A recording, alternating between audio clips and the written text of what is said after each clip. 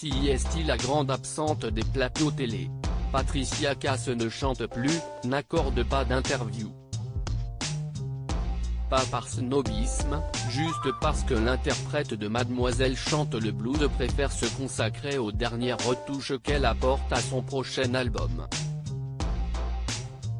Des chansons intimes qui ont nécessité un long travail. À l'automne 2019, Patricia a posté sur Instagram des photos d'elle en studio.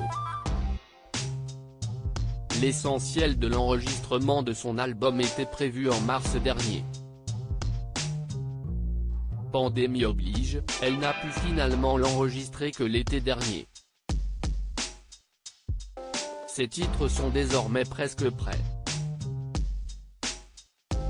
Bientôt en tournée, cet album si personnel devrait sortir au printemps ou à l'automne, au plus près de son World Tour, une tournée, annoncée par une affiche en noir et blanc d'une grande modernité, décalée à début 2022. Il y a 10 ans, Patricia Cass s'était laissée tenter par la fiction. Dans Assassiné, téléfilm diffusé en 2012 sur France 3 que rediffuse Chérie 25, elle incarne une mère confrontée à la disparition de sa fille. Rôle unique. Je me souviens que son émotion n'était pas composée. Elle était authentique, elle savait où aller puiser en elle pour l'exprimer, explique Thierry Binisti, le réalisateur. Pourtant, aucun autre rôle n'a ensuite complété le palmarès de Patricia.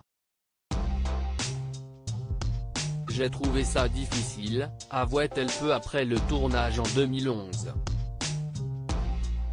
En retournant à la chanson, elle a pu retrouver le bonheur à la fin de cette année-là grâce à l'album Cass chante Piaf, suivi d'une tournée qui l'a amenée du Royal Albert Hall de Londres au Carnegie Hall de New York. Dépression et renouveau. Ses peines de cœur l'ont pourtant freiné dans son élan. Si ses relations avec son ex-manager Cyril Prieur et avec le chef Yannick Aleno se sont bien finies, d'autres plus hasardeuses l'ont conduite à la dépression. Ce n'est pas la rupture qui m'a fait le plus mal, si est-il de réaliser qui est réellement l'autre, commentait-elle à Oh My Mag. Elle ne reviendra sur le devant de la scène qu'en 2016 avec un album passé inaperçu mais dont elle a pourtant défendu les titres sur scène durant plusieurs semaines, surtout en Russie où on lui déroule toujours le tapis rouge. Ce n'est pas une fille de l'Est pour rien.